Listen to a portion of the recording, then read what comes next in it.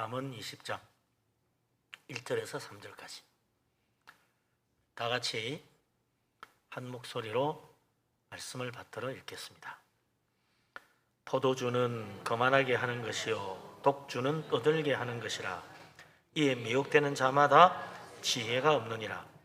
왕의 진노는 사자의 부르짖음 같으니 그를 노하게 하는 것은 자기의 생명을 해하는 것이니라. 다툼을 멀리하는 것이 사람에게 영광이거늘 미련한 자마다 다툼을 일으키느니라. 아멘.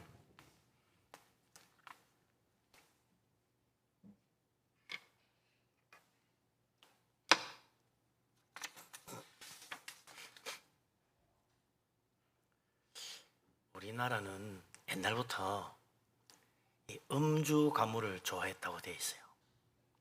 동이족은 음주 가무를 즐긴다. 중국에도 기록에 나와 있을 만큼 남들 보기에 이 한국 사람들은 유난히 술을 좋아하고 노래하고 춤추는 거 좋아한다. 요즘 이제 극기가 발상이 막 되는 것 같아요. 그래서 BTS니 뭐니 노래가 한국 사람 노래가 아주 세계를 휩습니다. 반만년 역사를 가진 음주 가무의 실력이 나타나는 것 같아요. 그건 좋은데 술을 마시는 게 이게 문제입니다. 반만년 역사예요. 대한민국 술 마시는 역사가. 남달리 좀 술을 더 좋아했던 것 같습니다. 술 어느 나라나 다 좋아하지만 우리나라 남달리 더 좋아했대. 얼마나 우리나라 사람들이 술을 많이 마시나 통계가 나왔는데 1년에 16리터를 마신다고 그래요. 16리터. 어마어마하죠. 대병으로 한 열 몇 병 마시는 거니까 엄청나게 마시는 거죠. 이 정도면 술 소비로 치면 세계에서 몇 등이냐? 술 소비량으로 보면 세계 11등. 이야, 우리나라가 말이죠. 경제력이 지금 세계 10위권인데 술 마시는 거는 일찍이부터 아주 그냥 세계 10위권이었어요. 그냥 막강한 거죠. 하여튼 술 마시는 거 자랑하는 게 또 우리나라 사람들의 특징이기도 합니다만 술을 많이 마시니까 그에 따른 부작용도 커요. 그 중에 하나가 술 때문에 생기는 병, 간병이 많다. 특히 우리나라 이 사망 원인의 제일 첫 번째가 암이라 그러는데 간암, 간염 등등 간질환이 10위권 역시 10위권 안에 드는 사망 원인이 그래요. 이 다 이제 술이 가장 큰 원인이죠. 과도히 마시다 보니 이런 일이 생긴다. 근데 또 하나 말이죠. 요즘 골다공증 환자가 늘어난다 그러는데 여자들이 특히 골다공증 잘 걸리잖아요. 우리 교회는 그래서 그런 건 아닌데 그 원인이 뭐냐면 술을 많이 마시면 이게 골다공증에 걸릴 가능성이 많다. 그렇게 돼 있어요. 그러니까 술 많이 마시는 사람 보면 좀 이야기해 주면 좋겠죠. 그러다가 늙어서 골다공증 고생해 이렇게 이야기해 주는 게 좋을 것 같습니다. 한두 잔 마시는 게 어떠냐 하는데 그게 쌓여서 골다공증이 된다는 겁니다. 그러니까 내가 혹시 옛날에 술 많이 마셔서 그런가 그런 생각이 들지도 모르겠습니다만 여기는 그래서 없애려고 생각합니다. 하여튼 골다공증의 원인도 술에 있다. 가장 큰 원인 중에 하나다. 어쨌든 우리는 옛날부터 술 마시는 거 좋아하기로 세계적으로 소문난 나라니까 이 기독교, 술을 금하는 기독교하고 충돌이 일어나는 거죠. 특히 우리나라는 이 술 마시는 문화가 말이죠. 술 마시면서 교제하고 술 마시면서 회사 단합을 강조하는 그런 좀 사회 분위기입니다. 그러다 보니 이 음주를 거부하는 기독교인들이 회사의 단합을 저해한다 하는 그런 좀 오해를 꽤 많이 받는 것 같아요. 우리나라 어쩌다 기독교 특히 우리나라 기독교가 술을 아주 금하게 됐는가 여러 가지 이유가 이야기가 있습니다만 선교사들이 선교하러 왔을 때 그때 조선이 망할 때라 보니까 사람들이 술을 지나치게 많이 마시고 취하도록 마시고 그리고 실수를 하고 그래서 심지어는 아주 이 술 중독자가 막 눈에 너무 많이 띄는 거죠. 집안 망하고 인생 망치는 사람이 한두 명이 아니더라. 그러다가 결국 나라까지 지금 멸망할 지경이 되었으니 이 술 마시는 거하고 무관치 않다. 그래서 선교사들이 술을 마시 못하게 이렇게 금지했다는 이야기가 있습니다만 또 하나는 당시 미국의 장로교 선교사들이 한국에 온 그 장로교 선교사들이 대부분 청교도 경건주의파하고 연관이 되어 가지고 이 술을 원래부터 안 마시는 사람들이에요. 경건파 교인들은 원래 술을 안 미국에서도 술을 안 마십니다. 그러다 보니 선교사님들도 경건주의파에서 온 선교사가 많으니까 술을 안 마셨다. 자연히 술 마시지 마세요 이렇게 된 거죠. 뭐 그러다 보니 어떤 사람들은 가끔 그래요. 성경에 술 마시지 말라는 말이 있습니까? 이러면서 목사님한테 이렇게 반문하면 거의 대드다시피 하는 사람이 있어요. 어떤 사람도 그래요. 약간 좀 살짝 지혜롭게 술 마시면 지옥 갑니까? 이렇게 물어보더라고. 물론 술 마신다고 지옥 가는 거 아닙니다. 그러면 그건 아니죠. 그럼 왜 마시지 말라 그래요? 이렇게 그래요. 꼭 지옥 안 가려고 술 마시지 말라는 게 아니고 술 때문에 실수하는 경우가 많다 보니까 그래서 안 마시는 게 좋다. 삼가라 그거죠. 그럼 어떤 사람도 그래요. 술 취하지 않으면 되는 거 아니냐. 술 마셔도 술 안 취하면 됩니다. 술 마셨는데 술 안 취할 리가 있나요? 술은 한 잔만 먹어도 취합니다. 그래서 요즘 뭐 그죠? 운전자 혈중 알코올 재는데 한 잔만 마셔도 걸리게 돼 있어요. 그러니까 벌써 한 잔 마시면 술 취했다는 거지. 운전하면 안 돼. 그러니까 한 잔도 먹으면 안 됩니다. 제 친구 술 못 마시는 친구가 있는데 그 친구는 체질적으로 못 마셔. 그래서 술 한 모금만 입에 들어가도 빙 돌아 쓰러집니다. 그리고 술 냄새만 맡아도 취한다 그래요. 그 친구는 술 냄새 맡아도. 우리는 뭐 그게 뭐 말이 되나. 그런 체질이 있더라니까요. 참 저 사람 천국 갈 체질이다 그러는데 그래도 열심히 없어 별로. 뭐 이래저래 하여튼 술 마시는 거 합리화하려는 사람들이 들어있습니다. 근데 술을 마시지 말라는 이 금주의 교훈은 신약 성경이나 구약 성경에 다 나와요. 마태복음 24장 48절에 예수님이 악한 종의 비유를 하시는데 이 악한 종이 술 친구들과 어울려서 더불어 먹고 마시다가 갑자기 주인이 돌아오는 바람에 자기의 추태를 들켜가지고 그래서 엄벌에 처하는 그런 이야기가 나와요. 그렇기 때문에 그렇게 술 취하고 방탕하면 안 된다. 정신을 차리고 언제든지 주님 오시면 맞이할 수 있도록 깨우셔야 된다. 그런데 거기에 걸린 둘이 술 마시는 거죠. 그래서 주님을 맞이할 수 있는 경건한 믿음이 되려면 술 마시면 안 된다. 예수님이 딱 그렇게 이야기한 거죠. 갈라디아 5장 21절에도 술 취함과 방탕함이 같이 나와요. 항상 붙어 나옵니다. 술 취함, 방탕함 같이 붙어 나와요. 성경에 여러 곳에 붙어 나옵니다. 그래서 이런 사람들은 술 취함과 방탕함에 빠진 사람은 하늘나라 못 간다. 아니 그냥 사도 바울은 못 박아놨어요. 에베소 5장 18절에도 술 취하는 것이 곧 방탕함이다. 아예 그냥 술 취하면 바로 방탕함이다. 이렇게 연결을 해놨습니다. 올바른 신앙생활을 하려는 사람은 당연히 술을 멀리해야 된다. 구약에도 술을 멀리하라는 교훈이 자주 나오는데 예레미야 35장에 보면 레갑의 후손들은 그 조상 요나답의 가르침을 지켜가지고 그 집안에 어른이고 아이고 남자고 여자고 다 술을 마시지 않는다는 겁니다. 그래서 하나님이 그 조상의 교훈을 받아서 자손대대로 술을 마시지 않는 레갑의 후손들은 하나님이 복을 주고 그들이 하나님 앞에 결코 하나님 앞에 설자가 끊어지지 않는 그런 축복을 줬다. 하나님께 복 받은 거죠. 하나님은 술 안 마시는 집안 아예 술 입에도 안 되는 그 집안을 자손대대로 축복해 준 거죠. 하나님의 뜻이 뭔지 확실하죠. 그것만 보면 하나님은 술 안 마시는 걸 기뻐하시는구나. 술 안 마시는 게 하나님 뜻이다. 지혜의 왕 솔로몬도 당연히 술 마시지 말라는 교훈을 여러 번 합니다. 그래서 자문에 뭐 아주 술 마시지 말라는 말이 여러 번 나오는데 오늘 우리가 읽은 이 말씀도 바로 그 중에 하나죠. 잠언 20장 1절 다시 한번 봅시다. 뭐라고 되어 있나? 같이 읽겠습니다. 포도주는 거만하게 하는 것이요 독주는 떠들게 하는 것이라 이에 미혹되는 자마다 지혜가 없느니라. 아멘. 포도주는 되게 이제 이스라엘 사람들 일상에서 늘 이제 마실 수 있는 그런 음료수 같은 거죠. 술의 도수가 좀 약하다. 물론 포도주도 오래되면 독해지기도 합니다만, 이제 포도주는 좀 약한 술로 독주 이거는 아주 독한 술.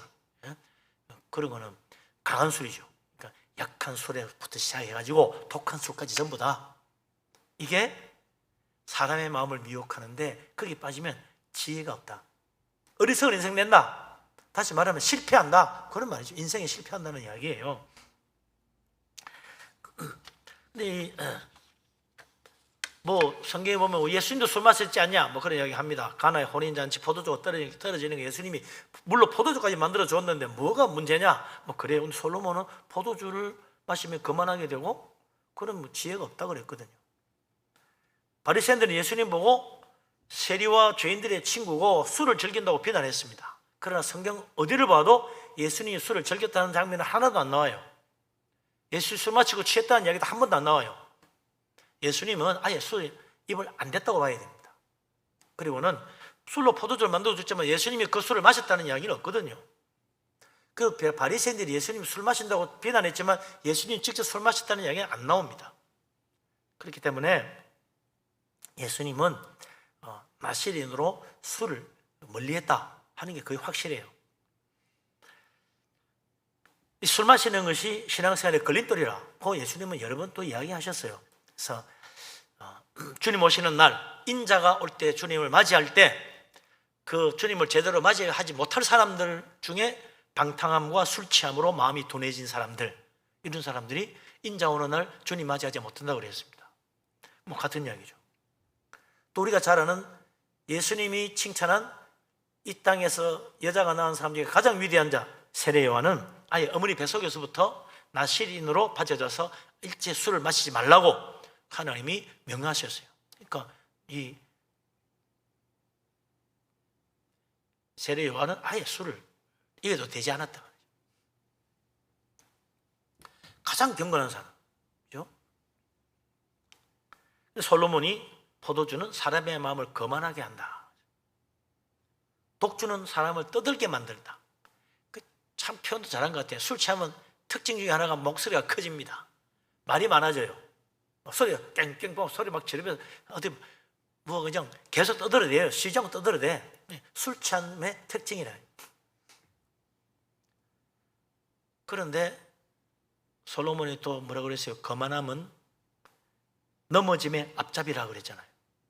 포도주는 거만하게 하고 거만한 것은 인생을 넘어지게 만드는 앞잡이라 그랬으니 술을 마시면 결국 그 사람 마음이 스스로 교만해져 가지고 자기가 뭐 하면 뭐든 잘 될 것 같은 그런 착각에 빠지는 거지. 그래가지고 자기 생각대로 하다가 실패한다는 얘기. 인생에 실패한다. 우리의 믿음도 그렇잖아요. 믿음은 다 뭡니까? 겸손에서 시작하거든요. 그만하면 믿음이 실패합니다. 벌써 인생의 실패는 놔두고 하여튼 이 믿음부터 실패하는 거예요. 겸손한 자가 은혜 받고, 겸손한 자가 하나님 만나고, 겸손한 자가 축복받아요. 겸손하게 주님께 엎드리는 자가 응답받습니다. 그렇기 때문에 겸손해서 시작하는 게 믿음이다. 그러니까 술 마시고 그만해지면 믿음하고 멀어지게 돼요. 그러니까 우리는 정말로 믿음 생활 제대로 하려면 술을 멀리 해야 된다.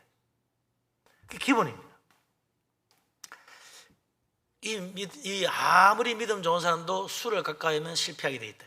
그래서 믿음이 너무 좋아서 하나님께 의인이라 칭찬도 받고 온 세상이 홍수로 멸망할 때 유일하게 구원받은 사람 노아가 홍수 후에 어떻게 돼요? 포도주 마시고 취해가지고 벌어벗고 누워서 자식에게 부끄러운 모습을 보이잖아요. 큰 실수한 거지. 그러니까 그렇게 위대한 온 세상 모든 사람 가운데 유일하게 하나님께 인정받는 믿음의 사람 노아도 술 마시니까 별 수 없더라. 그러니 우리가 경건한 신앙생활 하나님 앞에 바르게 살려면 술을 멀리해야 된다. 다니엘서 5장에 보면 바벨론 제국의 마지막 왕이라는 벨사살 왕이 나옵니다. 이 사람이 지금 적국이 쳐들어왔는데 신하들을 다 모아놓고 술잔치를 벌립니다. 그 지정신이 왕이 아니죠. 빨리 장군들을 모아가지고 어떻게 방비하고 적을 물리칠 것인가 이거 의논해야 될 텐데 모사를 불러가지고 어떻게 작전 어떻게 짜면 좋겠냐 이거 어떻게 물리쳐야 되겠냐 지혜를 구해야 될 텐데 그건 안 하고 모든 신하 다 불러 모아놓고 술잔치 벌리고 심지어는 그 창고에 보관되어 있는 하나님의 성전에서 가져온 그 금은 기구들, 거룩한 기구들을 가져와 거기다 술을 부어가 마시면서 말이죠, 우상들을 찬양했다 그랬어요. 금과 은과 나무로 만든 우상들을 찬양했다. 지정신이 아닌 거지. 그렇게 거만을 떨다가 거만에 겹치죠. 저기 쳐들어왔는데 지금 바로 그 바벨론 성을 포위해가 지금 공격하고 있는 마당에 우리는 난공불락이야 그러면서 말이죠, 바벨론 저기 어떤 나라인데 이러면서 술 마시고 앉아. 그날 밤 망했습니다. 그날 밤 못 넘기고 망했어요. 물론 벨사사가 죽임 당한 거고, 어리석게 짝이 없는 사람입니다. 술 마시고 취하는 데는 지혜가 없다는 말이 맞는 거예요. 아무리 술 마시고 뭐 그만 떨어봐야 나라를 구하는 지혜는 없는 거지. 바보짓을 한 거죠. 술이 결코 사람에게 지혜를 주지 않습니다. 우리는 그래요. 술이 사람을 친하게 만들고 술이 우리를 하나 되게 만든다. 그거 다 세상 소리입니다. 성경에는 그런 말 없어요. 하나님 말씀대로 믿는 우리가 세상 말 따라가면 안 되죠. 술 때문에 실수하고 술 때문에 낭패당하고 술 때문에 넘어지고 술 때문에 멸망합니다. 그래서 우리는 술을 가까이 하면 안 된다. 사도 바울도 술 취하는 것은 방탕함이라고 또 이야기했어요. 그래서 우리는 술 취하지 말고 뭐 해야 돼요? 성령에 취해야 된다. 성령으로 충만을 받으라. 그러면 좋은 냄새 많이 맺고 하나님께 정말 영광 돌릴 수 있다. 성경의 가르침은 술이 주는 지혜가 아니라 하나님이 주시는 말씀의 지혜를 가지라고 해요. 우리는 하나님 말씀의 지혜를 얻어야지 술 취해가지고 뭔 지혜를 얻겠다는 거예요. 술 지혜가 없어. 그게는 오히려 우리를 미련하고 어리석게 만들고 거만하게 만들고 괜히 떠들게 만드는 거지. 지혜는 하나님 말씀 속에 있습니다. 지혜로운 마음을 가지게 하려면 성령님이 내 안에 오셔야 돼요. 성령님이 감동하시면 우리에게 지혜로운 마음이 되고 참으로 놀라운 지혜를 얻으려면 말씀을 봐야 된다. 사람을 어리석게 만드는 술은 멀리하고 우리에게 지혜를 주는 하나님 말씀 가까이 해야 됩니다. 그렇게 해서 성령의 지혜가 가득 차여 하나님을 기쁘시게 하고 하나님의 뜻에 맞는 선한 일들에 힘쓰고 또 좋은 일에 많이 맺어서 우리 하나님 앞에 설 때 칭찬받고 주님을 기쁘게 맞이하는 우리 모두가 될 수 있기를 바랍니다. 아멘. 자, 이제 그 다음에는요, 이 세상에는 참 때로 좀 무모하게 짝이 없는 행동을 하는 사람들이 있어. 위험한 절벽에 올라가가지고 포즈를 취하고 인증사진 찍어가지고 인터넷에 올리겠다고 하다가 떨어져 죽는 사람들이 가끔 나와요. 네? 그 가끔 침착하게 들려 그거. 아니 뭐 어디서 또 뭐 하다가 위험한데 하다가 사진 찍어서 떨어져 죽었다 그냥 가끔 나옵니다. 아유, 그런 황당한 일이 어디 있어요. 그럼 인터넷 사진 올리는 게 뭐 중요하다고 자기 인생의 목숨하고 바꾸나. 나는 괜찮아. 그러다가 떨어지는 거지. 그 무모한 용기, 어리석은 용기지. 위험한 건 안 하는 게 제일인데.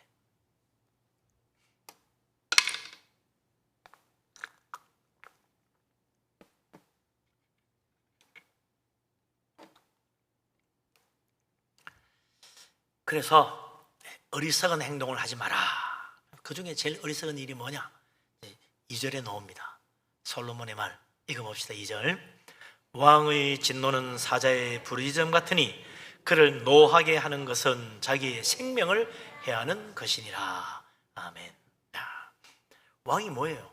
왕은 모든 권세를 다 가진 최고의 권세를 가진 사람입니다. 모든 권력 위에 있는 자가 왕입니다. 왕의 말이 곧 법입니다. 왕의 말이 곧 판결이에요. 마지막 판결이에요. 대법원 판결이에요. 왕의 말은 바로 시행됩니다. 즉시 시행돼야 돼요. 그러니 왕 앞에서는 항상 말조심, 몸조심 해야 된다. 왕 앞에서는 그릇무리조차도 조심해라. 왕 앞에서 실수하면 끝장이에요. 돌이킬 수 없어. 그래서 솔로몬이 왕의 진노는 사자의 부르짖음 같아. 그러니 두려워해라. 사자를 두려워하듯이 울부짖는 사자 소리 듣고 어이구 하고 겁내듯이 왕 앞에서는 두려움을 가질 줄 알아야 된다. 그게 지혜지. 왕보다 높은 이가 없으니까 왕을 노하게 하려고 하지도 말아라. 어떻게든지 왕이 노하지 않도록 말 한마디, 행동까지 하나 조심해야 된다. 왕의 권세가 얼마나 크냐? 왕의 마음에 들면 얼마나 달라지냐? 창세기 41장에 보면 감옥살이 하던 요셉이 바로 왕의 꿈을 해석해주고 하루아침에 감옥에 있던 자가 애굽의 총리가 되잖아요. 어떻게 그렇게 돼요? 하루 만에. 아침에는 옥에 있었는데 오후에는 그 나라 총리가 되어 나라를 다스립니다. 선생님, 그런 일이 어디 있어요? 왕의 말 한마디로 끝난 거예요. 바로 왕이 이렇게 지혜로운 자가 어디 있냐?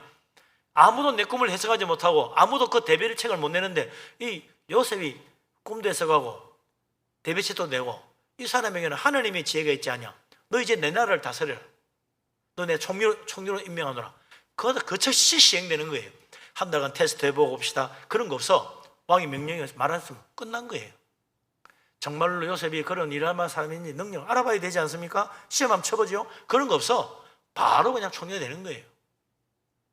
그리고는 바로 왕이 요셉에게 말합니다. 41장, 창세기 41장 44절에 뭐라고 하냐면 나는 바로라. 애굽 온 땅에서 네 허락이 없이는 수족을 놀릴 자가 없으리라. 야, 뭐 얼마나 권세가 대단합니까? 바로 왕 다음이에요. 바로 왕 다음이야. 그런데도 그 권세로도 요셉의 말 없이는 누구 한 사람 감히 손가락 하나 까딱하면 하지 못한다는 겁니다. 그러니 왕은 얼마나 큰 권세를 가지고 있겠어요? 어마어마한 거지. 그래서 왕 앞에서는 조심해야 된다. 그런 이야기하면 요즘 왕이 어디 있어? 그런 말 하겠죠. 그런데 이 세상에는 모든 권세자 위에 계시는 지극히 높으신 왕이 계신다 이거죠. 그분이 누굽니까? 만왕의 왕, 만주의 주, 우리 주님이시다. 하나님이 가장 높으신 왕 중의 왕이시다. 그러니까 주님을 노하게 하는 일을 하면 안 됩니다. 주님을 기쁘시게 해야지. 말 한마디, 행동 하나도 정말 다시 한번 살펴봐야 돼요. 내가 정말 주님을 기쁘시게 하고 있는지, 주님을 마음을 상하게 하고 주님 진노하게 만드는 건 아닌가 잘 생각해야 돼요. 그러지 않고 뭐 어때서? 그러다가 진짜 하나님이 진노로 삼으면 큰일이지. 왜냐니까 주님의 진노만 받으면 왕의 진노는 곧 자기 생명을 해치는 건데 하나님 화나게 하면 영원한 생명의 멸망받는 거예요. 영원한 생명이 멸망이라.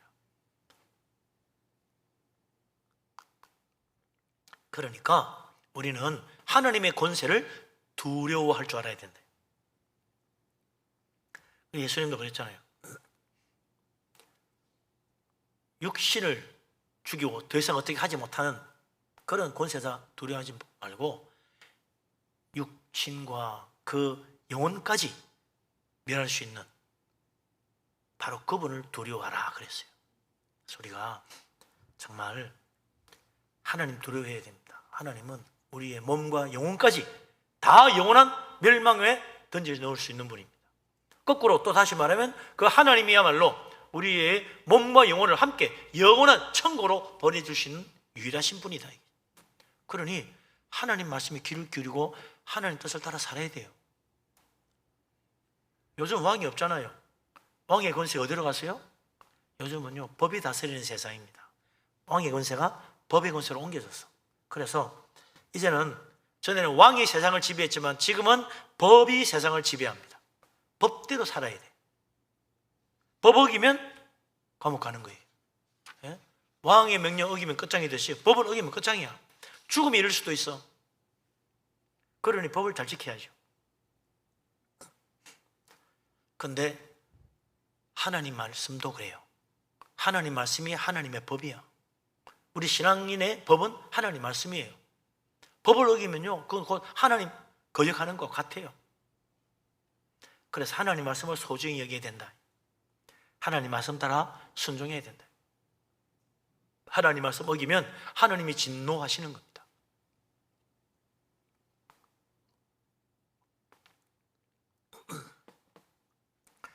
이 세상에 참 하나님 무시하고 하나님 거역하고 하나님 말씀 귀 기울이지 않고 심지어 하나님 모독하기도 서슴지 않는 어리석기 짝이 없는 자들이 있어요. 만왕의 왕 되신 하나님을 진노하기 위해서 무슨 잘될 일이 있을 거라고 그런 미련한 짓을 하는지 모르지. 하나님 두려워하고 하나님 앞에 머리 숙이고 하나님 앞에 겸손하게 엎드려서 하나님의 말씀을 잘 받드는 게 진짜 지혜입니다.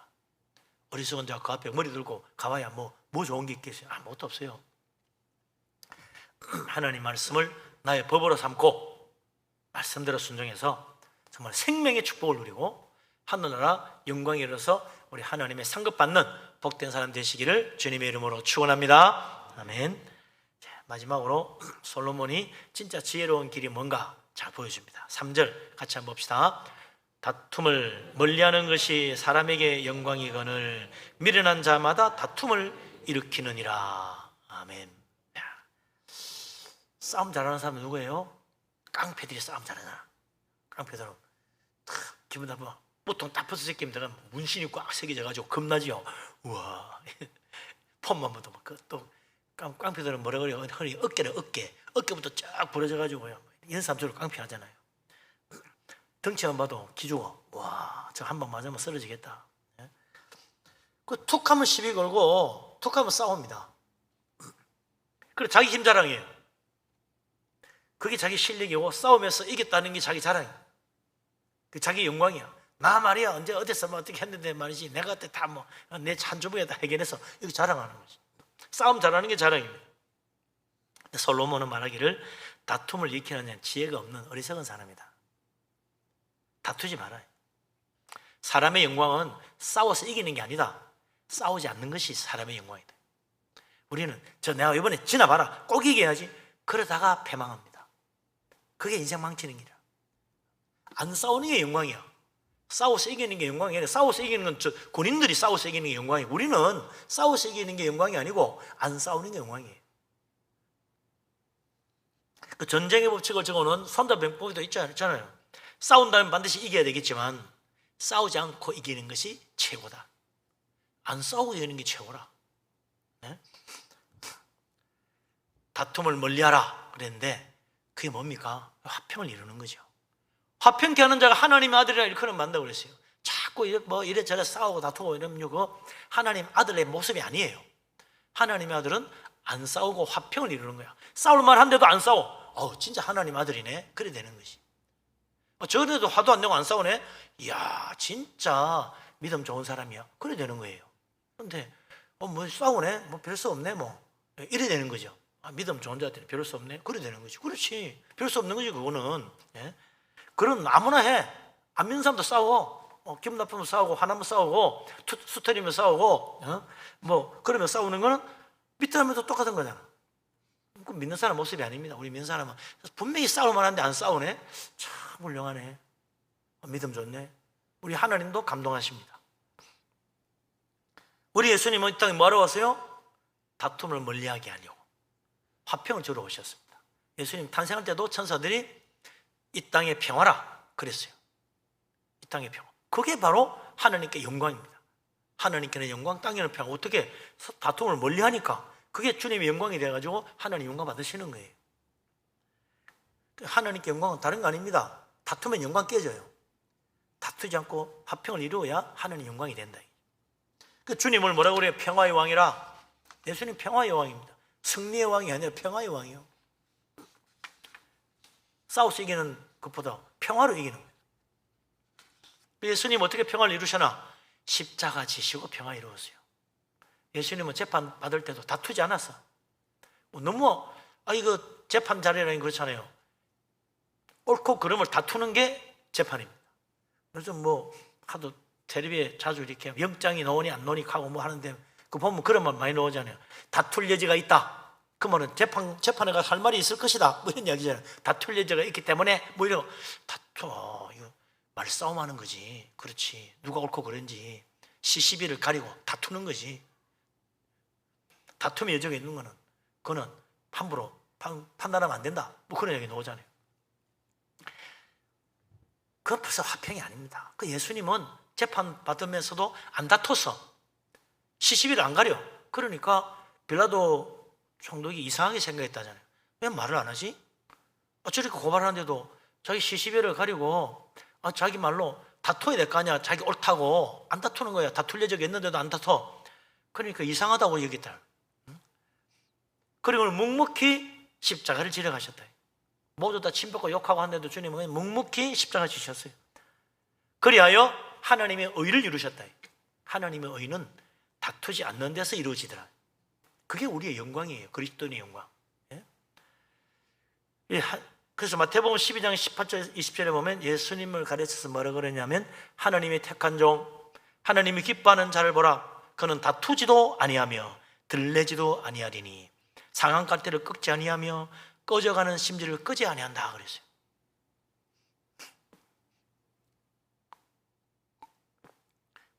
하나님의 택하시고 기뻐하시는 종 예수님은 다투지 않았다. 시비 안 걸었다. 시비를 가리지 않았다. 옳고 그름을 놓고 네가 만나 내가 만나 한번 보자 이러지 않았다 이거죠. 오히려 상한 갈 때조차 꺾지 않고 붙들어 주는 분이 우리 주님이시라. 그래서 주님은 평화를 이루셨다. 그러니까 우리가 예수님 믿고 주님을 따라가며 주님을 섬기는 주의 종이라고는 우리들은 당연히 다투면 안 되죠. 그게 우리의 영광이에요. 그리스도의 영광은 다투지 않는 거다. 그런데 교회마다 싸우면요 하나님인 건 다 가려요.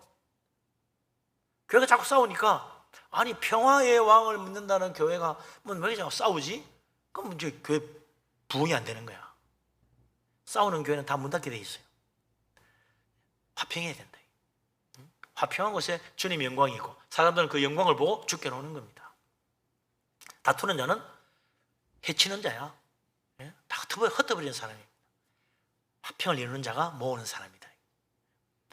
예수님 십자가 지고 다툼을 멀리하고 고난도 받으시고 우리에게 나를 따르라고 말씀하셨습니다.